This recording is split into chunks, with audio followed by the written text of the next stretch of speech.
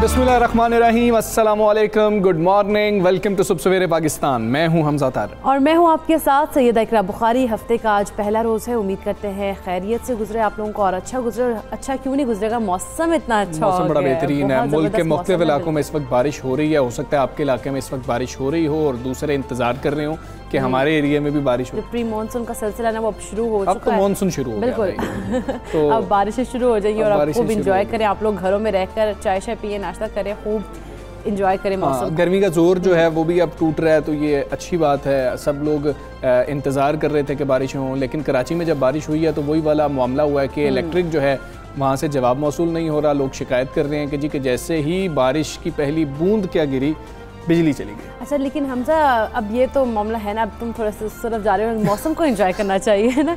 अच्छा, इतना अच्छा मौसम है तो मेरा ख्याल काश हमें बाकी सारे एंजॉय करने भी बिल्कुल करने देना भी चाहिए।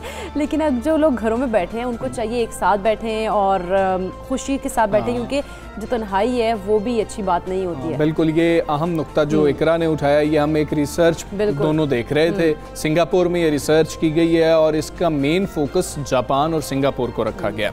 अब वो क्या रिसर्च है? वो रिसर्च ये है कि हमारे बुजुर्ग जो बूढ़े लोग हैं वो लोग अगर तन्हाई का शिकार हो जाएं तो उनकी उम्र कम हो जाती है।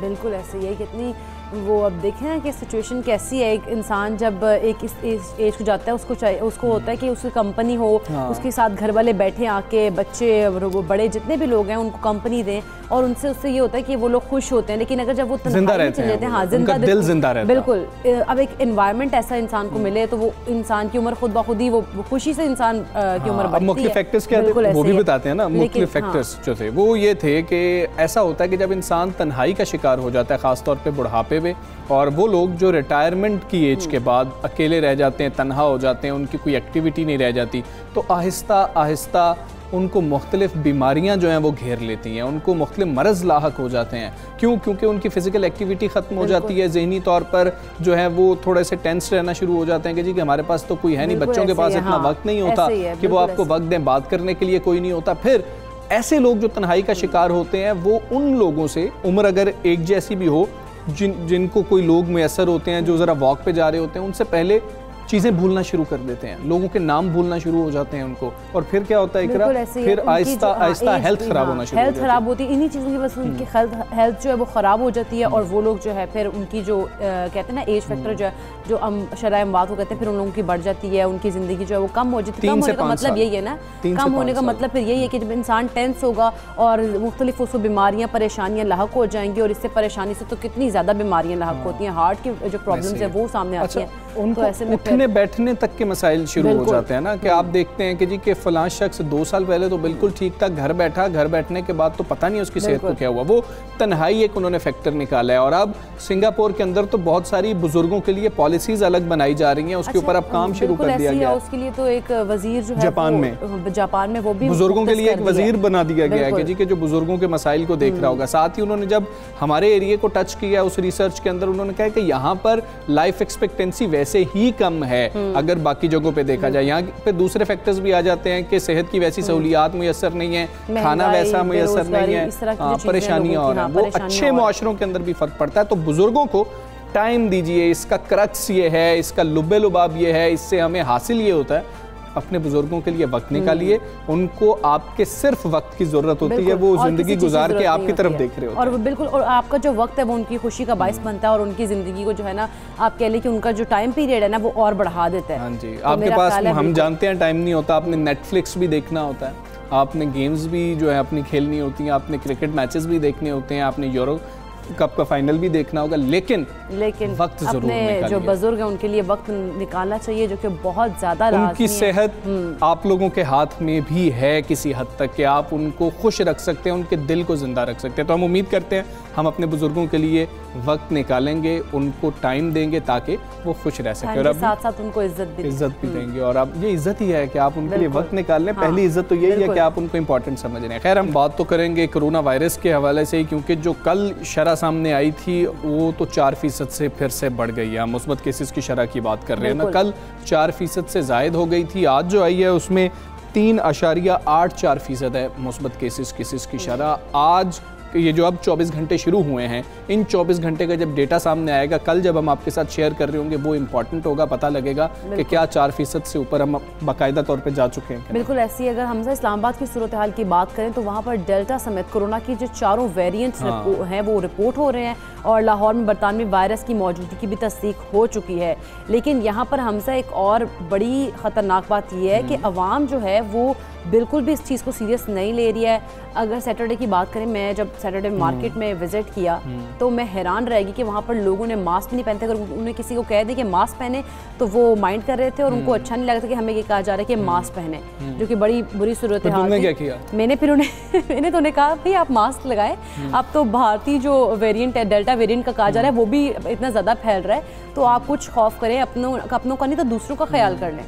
मतलब आप लोग मास्क के बगैर घूम रहे हैं, और मतलब कोई SOPs का ख्याल नहीं रखा जा रहा। तो डबल मास्क की तरफ जाना चाहिए आपको और हमें सबको, लेकिन हम क्या कर रहे हैं ये हमें खुद सोचना चाहिए। खैर, वफाकी दारुल हुकूमत इस्लामाबाद की इकरा भी बात कर रही थी, तो इस्लामाबाद का मॉडल कॉलेज जो है और PWD campus academy corona cases निकल आने के बाद हुक्म सानी बंद कर दिए गए हैं, और महकमा सेहत ने ज़िला रावलपिंडी के 10 इलाकों में स्मार्ट लॉकडाउन की तजवीज़ भी दे दी है। अच्छा, उधर से क्या हुआ है कि जी डेल्टा के केसेस जो हैं वो सामने है, इसलिए उन्होंने कहा कि यहाँ पे स्मार्ट लॉकडाउन लगाया जाए। और उसके अलावा सरबरा जो NCOC असद उमर साहब, उन्होंने कहा है कि 50 साल से ज़्यादा उम्र के लोगों को कोरोना से ज़्यादा ख़तरा है, ऐसे तमाम अफराद को कोरोना वैक्सीन जल्द लगवानी चाहिए। और NCOC ने बढ़ते हुए कोरोना वायरस के बायस तमाम सूबों को SOPs पर सख्ती से अमल दरामद के लिए हिदायत जारी की हैं। मास्क का इस्तेमाल हो, समाजी फासला हो, हिफाजती इक़दामात पर अमल दरामद के लिए टीमें भी बना दी गई हैं। मवेशी मंडियाँ, क्योंकि हमें पता है कि इस वक्त ईद उल अज़हा आने वाली है, और इस वक्त कल बहुत ज़्यादा रश था, हमने देखा।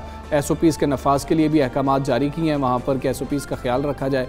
ये सारी सूरत हाल बिल्कुल ऐसी। और NCOC ने यह भी कहा है कि जो गिलगित बल्तिस्तान है, आज़ाद कश्मीर है, खैबर पख्तूनख्वा में जो लोग जा रहे हैं सयाह, होटल्स की बुकिंग करा रहे हैं, वहाँ पर होटल्स की बुकिंग के लिए उन सयाहों को वैक्सीनेशन और सर्टिफिकेट लाजमी दिखाना होगा। ये लाजमी उन्होंने करार दिया। इसके अलावा अगर बात की जाए रेस्टोरेंट्स की, जिम्स की, सिनेमा हाउसेस की और शादी हॉल्स की, तो वहाँ पर इंतज़ामिया और आने वाले अफराद के लिए भी वैक्सीनेशन अब लाजमी करार दे दी। अच्छा, इसी दौरान पाकिस्तान मेडिकल एसोसिएशन ये कह रही है कि पाकिस्तान में भारतीय डेल्टा वायरस जो है फैलने का खदशा अब जाहिर हो रहा है, और अब तो फैल भी रहा है, तो बाज़ारों, मवेशी मंडी और शादी हॉल्स को तो बिल्कुल बंद कर देना चाहिए।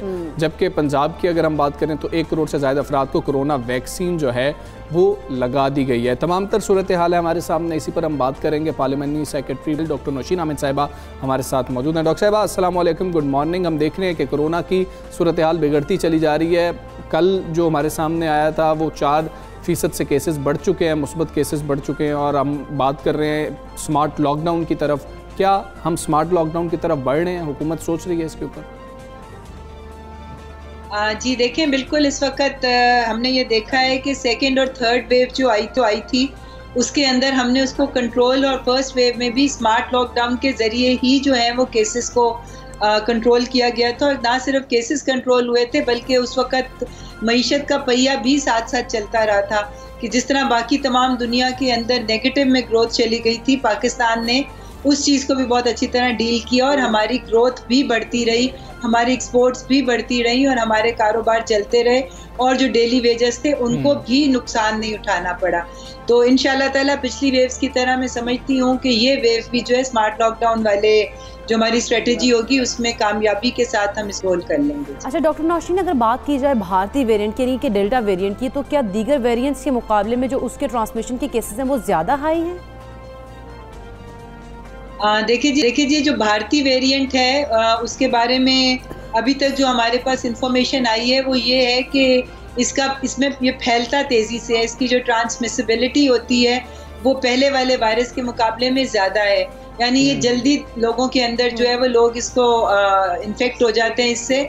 मगर अभी तक ये है कि इसकी जो सीरियसनेस ऑफ डिजीज़ है वो इतनी नहीं है, फैलता ज़्यादा है, ज़्यादा लोगों को जल्दी इन्फेक्ट कर लेते हैं, मगर सीरियसनेस ऑफ डिजीज जो है वो अभी भी हमें कोई ऐसी रिपोर्ट नहीं मिली कि इसकी वजह से ज़्यादा शदीद बीमारी होती है। जी ठीक साहब, एक अहम मामला है, इस वक्त सोशल मीडिया के ऊपर भी बात हो रही है, कुछ रिसर्चेस सामने आ रही हैं कि जी कि पाकिस्तान में जो हम वैक्सीन लगा रहे हैं और मुख्तलिफ वैक्सीन जो हैं वो ये जो भारतीय वेरिएंट है उसके लिए गैर मौसर हैं, लेकिन हमारे पास सेकंड ऑप्शन क्या है? और इस तरह की जो इन्फॉर्मेशन सामने आती है, कुछ खबरें सामने आती हैं, उसको किस तरह से कंट्रोल किया जा सकता है या वजाहत दी जा सकती है ताकि लोग कंफ्यूज ना हो, लोग वैक्सीन नहीं लगवा रहे कि शायद ये तो अगर मौसर नहीं है तो फिर हमें वैक्सीन लगवाने की क्या ज़रूरत है?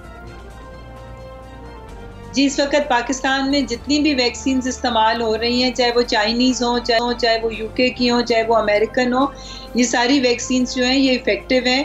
और मगर चूंकि कोई वैक्सीन भी 100% इफेक्टिव नहीं होती है, आप देख लें किसी की 85% होती है, किसी की 92% है, तो इसका ये मतलब है कि वैक्सीन लगने के बाद भी कुछ लोगों को कोरोना हो सकता है। मगर वैक्सीन लगने का फ़ायदा ये होता है कि अगर उसके बाद आपको डिजीज़ होती भी है तो वो सिवियर नहीं होती है, हॉस्पिटलाइजेशन की ज़रूरत नहीं पड़ती है और वो ज़्यादा लंबी देर नहीं चलती, थोड़े हमें और माइल्ड सिम्टम्स के साथ वो ठीक हो जाती है। अच्छा डॉक्टर नौशीन, जिस तरह से हम देखते हैं कि ईद उल फित्र पे लॉकडाउन कर दिया गया था और एक हफ्ते के लिए, तो इस तरह की जो सिचुएशन है अब जिस तरह से केसेस दोबारा से बढ़े और डेल्टा वेरिएंट की बात की जा रही है, तो क्या एक्सपेक्टेशंस है ईद उल अज़हा पर भी इस तरह का लॉकडाउन का सोचा जा रहा है कि जिस तरह से छोटी ईद पर लगाया गया था?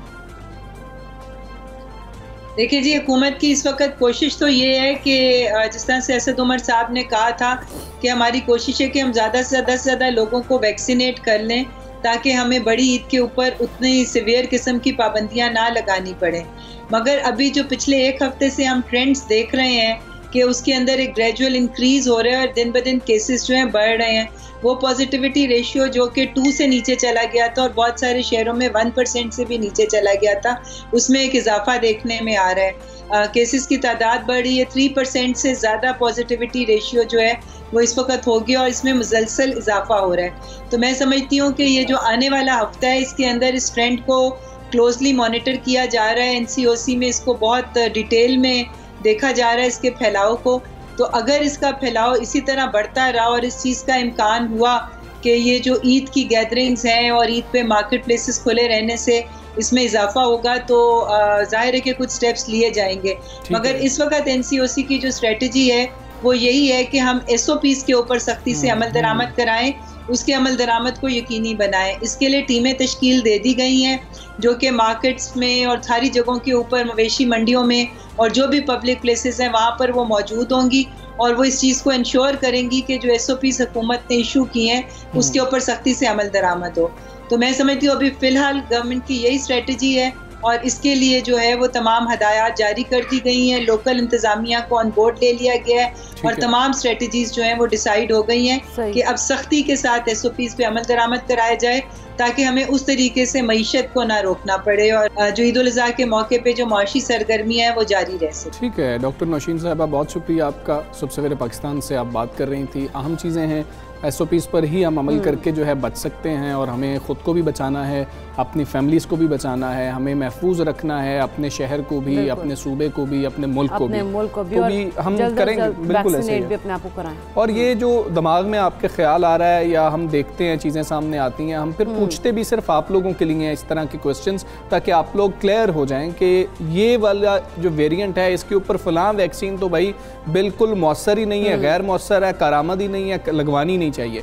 हम ये क्वेश्चन सिर्फ इसलिए पूछते हैं ताकि जब एक्सपर्ट्स उसका जवाब देते हैं तो शायद आपकी वो कन्फ्यूजन दूर हो सके कि आपके पास वैक्सीन लगवाने के अलावा कोई ऑप्शन मौजूद नहीं है। ये मत सोचें कि ये असरअंदाज है या नहीं है, मौसर होगी या नहीं होगी, ये इसके अलावा हमारे पास कोई हल मौजूद नहीं है। दूसरा ये कि परसेंटेज का फ़र्क आ सकता है, लेकिन ये है कि उन्होंने कहा है कि इससे जो है जो केसेस जो अगर रेट की बात करें, डेथ रेट कम हो जाता है इसमें, मतलब इस तरह के चांसेस नहीं होते, सीरियस जो आपके केसेस हैं वो ज़्यादा नहीं होते, आपके पास क़ुव्वत मुदाफ़त जो आपकी बॉडी में पैदा हो जाती है उससे जो वेरिएंट है उससे लड़ने की। बिल्कुल ऐसे ही। अच्छा, अब रेस्टोरेंट्स की बात हो रही है, शादी हॉल्स की बात हो रही है कि वहाँ पर शायद ख्याल नहीं रखा जा रहा है, फिर से हमें शायद सख्त फैसले लेने पड़ेंगे। असद उमर साहब ने भी 2 रोज़ पहले ऐसी ट्वीट की थी कि होटल्स के अंदर, रेस्टोरेंट्स के अंदर हम देख रहे हैं कि SOPs का ख्याल नहीं रखा जा रहा और सर्टिफिकेट्स नहीं देखे जा रहे हैं, जो वैक्सीनेशन सर्टिफिकेट्स हैं।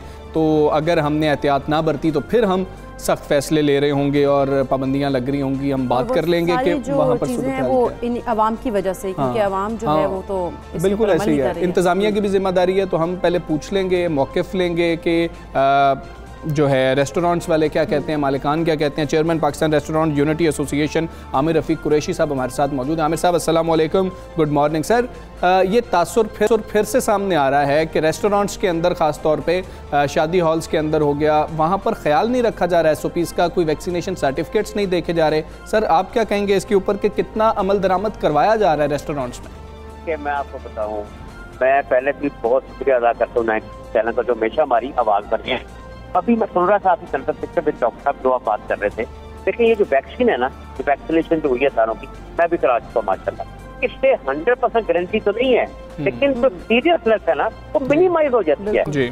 मैं समझता हूँ गवर्नमेंट की प्लानिंग गलत है, इनका डाटा एनालिसिस सही नहीं है। अच्छा। ये जो SOPs की मद में सख्ती सिर्फ सबसे पहले रेस्टोरेंट जब मैरिज होम में करते हैं और कोरोना चला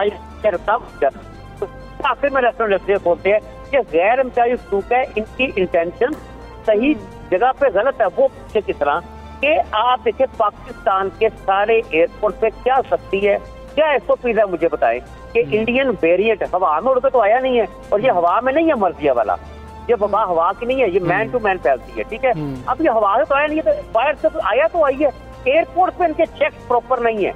अच्छा। वहाँ पे ये ध्यान नहीं देते, सारा नस्ला कराते हैं रेस्टोरेंट के अंदर। लेकिन आमिर साहब जिस तरह से हम लोकल ट्रांसमिशन के केसेस देखें तो वो भी काफ़ी ज़्यादा हैं, और अगर हम बात करें शादी हॉल्स की और रेस्टोरेंट्स की स्पेशली, तो वहाँ पर हम पर्सनली अगर हमने विजिट किया, हम लोग वहाँ गए हैं, कुछ फंक्शन अटेंड किए, तो वहाँ पर SOPs को कोई फॉलो नहीं किया जा रहा, बड़ी खिलाफवर्जी की जा रही है। देखिए हम बिल्कुल करते थे, कर रहे हैं, करते रहेंगे, हमारी ये जिम्मेदारी है। हमारी एसोसिएशन का स्लोगन भी यही है कि SOPs की पासदारी अब हमारी जिम्मेदारी। बात यह है गवर्नमेंट के पास कोई मॉडल नहीं है, कोई पोर्टल, कोई ऐप ऐसी बताएं हमें जिससे हमारा कोई गेस्ट आए उसे हम चेक कर सके कि ही और शी इज वैक्सीनेटेड और नॉट। हम रिजर्वेशन लेते हैं टेस्ट पे, अपने रेस्टोरेंट पे भी मैं उनसे पूछते हैं कि first bring along your document, कितने लोग ला सकते हैं।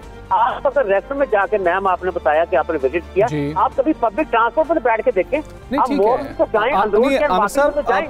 नहीं आमिर साहब आप बिल्कुल दुरुस्त कह रहे हैं कि अगर हम बाकी देखें तो वहाँ पर भी मसाइल मौजूद हैं। हम ये तो नहीं कह रहे कि बाकी तमाम शोबे बहुत बेहतरीन काम कर रहे हैं, हाँ कोताहियाँ मौजूद हैं, लेकिन आप कह रहे हैं कि कोई मॉडल सामने आता, कोई ऐप सामने आती है, एक सिंपल सा उन्होंने मॉडल दे दिया कि आप वैक्सीनेशन सर्टिफिकेट चेक कर लें, लेकिन अफसोस से ये कहना पड़ रहा है कि वैक्सीनेशन सर्टिफिकेट एक तो चेक नहीं किया जाता, दूसरा लोग साथ कैरी भी नहीं करते और लोग उधर भी बहस करते हैं। उसको आप लोग किस तरीके से हैंडल करेंगे, ये तो आपने फैसला करना है। हमें बहुत प्रॉब्लम आ रही है, गवर्नमेंट की इंटेंशन नहीं है पब्लिक अवेयरनेस के अंदर। इनको चाहिए कि ये पब्लिसाइड करे, मार्केटिंग करे, अवेयरनेस प्रोग्राम टीवी पे लगाएं, पब्लिक को अवेयर करे कि वो सिर्फ रेस्टोरेंट में नहीं, कहीं भी जाएं तो अपना सर्टिफिकेट अपने साथ लेके जाएं। ये सारा नजरा रेस्टोरेंट पे गिराते हैं आके। मेरी बात समझ रहे आप? पब्लिक की अवेयरनेस तो गवर्नमेंट की जिम्मेदारी है ना। हम as a individual, as a private capacity में जो गेस्ट वहाँ पर आएंगे उनसे पूछ सकते हैं, उसके सर्टिफिकेट देख सकते हैं। गवर्नमेंट को चाहिए कि हमें कोई ऐप बना दे, कोई पोर्टल की एक्सेस दे दे, जो बटन दबाएं सामने आ जाए। 1166 जोन सा है। अब मैं चैलेंज करता हूँ, आप 10 लोग चैनल में बैठ कर उस पर अप्लाई करें, आपको 15-15 दिन जवाब ही नहीं आना वहाँ से।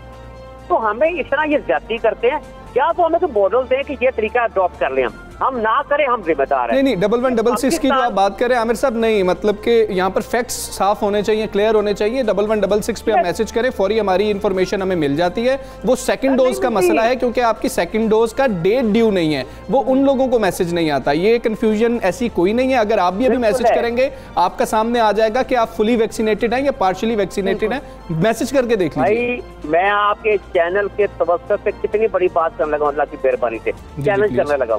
आपके 4-5 लोग पास बैठे सारे जवाब दे, अगर सारों को जवाब इंस्टेंट आ गया, समझे हम सारे गलत है। ये हमने करके देख लिया। मेरे पास मैं बताता हूँ आपको, हमारे पास GC लाहौर साहब ने मीटिंग अरेंज की। उन्होंने कहा कि मैं लाख रुपए जुर्माना करूंगा जो बंदा वैक्सीनेटेड वहां नहीं बैठा होगा। मैं कहा कि आप ऐसा करें, आप 2 लाख कर लें, तरीकाकार बता दें हमें, उसे चेक कैसे करें। इसका जवाब कोई नहीं उनके पास। जी एक मिनट आमिर कुरैशी साहब, प्लीज मैंने आपने बोला ये बात कही क्योंकि ये कंफ्यूजन नहीं फैलनी चाहिए। मैंने अपना शनाख्ती कार्ड नंबर 1166 पे किया। अगर मेरे कैमरामैन ये चीज़ दिखा सके तो मैं ये दिखाने को तैयार हूँ। ये प्लीज़ अगर वो हम इसको कर सकें, क्योंकि ये कंफ्यूजन नहीं फैलनी चाहिए किसी भी प्लेटफॉर्म से। आपकी बात दुरुस्त होगी। ये मैंने अभी मैसेज किया 9:26 पर और मुझे आगे से जवाब भी आया है। अगर इसको मज़ीद हम देख सकें तो ये मुझे जवाब भी आया है और वो लिखा हुआ है कि मेरा शनाख्ती कार्ड नंबर को साइनोफार्म की पहली खुराक फलां तारीख को लगा दी गई है, दूसरी तारीख के बारे में आगाह कर दिया जाएगा। सर 10 सेकंड के अंदर जवाब आया। ये कंफ्यूजन मत फैलाएं। अब बात है आपकी जिम्मेदारी की। सर नहीं, आप सर आपकी जिम्मेदारी की बात। सर प्लीज सर आपकी जिम्मेदारी की बात। ये मैसेज आप उधर भी करवा सकते हैं बंदे को खड़ा करके कि ये फौरी मैसेज करें, फौरी जवाब आ जाए। हमने किया हुए हैं भाई, हमने ये बात जो किया ना कि मैं हवा में बात नहीं कर रहा। लेकिन आमिर कुरैशी साहब आपने तो रिजल्ट तो देख लिया ना। मेरा ख्याल है कि इसमें तो कोई अजीब बात ही नहीं है। मैं कह रहा हूँ एक का आया होगा, 10 करेंगे तो 10 का नहीं आएगा। अभी भी यही चांस है मेरा। अभी मेरा ख्याल है कि मैं भी करके देखती हूँ, फिर फौरन आ वो बात नहीं है। शोर प्लीज हमें कोई हल निकालना है कुरैशी साहब, प्लीज। हाँ यस, हम हल की तरफ चलते हैं। हम सोल्यूशन की तरफ आते हैं। हम ये रेस्टोरेंट पे सारे लोगों के साथ डेली कर रहे होते हैं, तभी इतनी शोर होकर मैं ये बात कर रहा हूँ कि 100% रिप्लाई नहीं आता। मैं सबका नहीं कह रहा, 100% की बात कर रहा हूँ। हमारा सोल्यूशन ये है, गवर्नमेंट को ये चाहिए कि हमें वो कोई ऐसी ऐप, ऐसा पोर्टल एक्सेस दे दे हमें, जिससे हम इजीली कस्टमर को चेक कर सके। और दूसरा गवर्नमेंट की अवेयरनेस जो है, पब्लिक अवेयरनेस वो करे कि वो जहाँ भी जाए वो वैक्सीनेटेड होकर जाए और सर्टिफिकेट साथ लेके जाए। बिल्कुल ठीक है, मोबाइल में कैरी किया जा सकता है, लेकिन उसको चेक तो आप लोगों ने करना है। और निम्स एक ऐसी वेबसाइट मौजूद है कि जिसके अंदर आप कोई इन्फॉर्मेशन डालें तो पता लग जाता है। आप उसको थोड़ा सा देख लीजिएगा, NIMS करके देख लीजिएगा। हुकूमत ने वो बनाई हुई है। आमिर कुरैशी साहब बहुत शुक्रिया आपका मौक़िफ़ है। सुबह सवेरे पाकिस्तान को आपने टाइम दिया, लेकिन ये मत कहा जाए कि बिल्कुल प्रोसेस नहीं है। आप इसको खुद करके देख लें, आ जाएगा। जिनकी सेकंड डोज की अभी डेट नहीं आई है ना, सिर्फ उन लोगों को वो जवाब नहीं आ रहा, क्योंकि जब वो डेट आ जाएगी, आपकी वैक्सीन अवेलेबल होगी, तब आपको भी मैसेज आ जाएगा। ये कहना कि मैसेज का जवाब नहीं आता, दुरुस्त नहीं है। अभी मैंने करके भी देखा है, क्योंकि हमें पता है, हम इसके साथ लिंक है। आप प्लीज जिनको इस पे शक है वो खुद मैसेज करके 1166 पे अपना शनाख्ती कार्ड नंबर भेज के देख लें। तो इसमें हम अगर ये गुंजाइशें निकालते रहेंगे तो सोल्यूशन नहीं है ये कि हम ये कहें जी कि फलां भी नहीं कर रहा तो फलां भी नहीं कर रहा। अपनी जिम्मेदारी पूरी कीजिए। हम एक ब्रेक लेते हैं।